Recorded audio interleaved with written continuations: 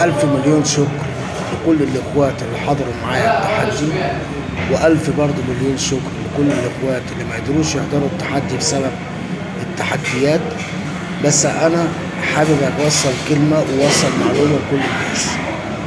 عشرة 25 سنة مع الصعيد علمتني حاجة واحدة، اللي أنا مهما كان اللي جاية قدامك لازم أكون واقف جبل،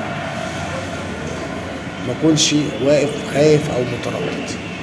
مهما كان الطوفان قوته لازم أكون صامت، حتى لو كان خد مني خبطة 2 3 مش مهم، لكن في النهاية أكيد هنتصر.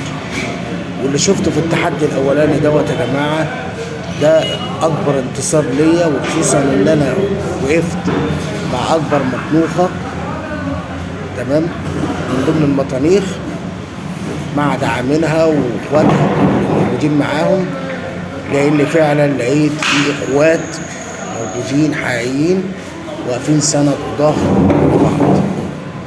ألف مليون شكر لكل إخواتي اللي شرفوني واللي وقفوا معايا سندي وظهري.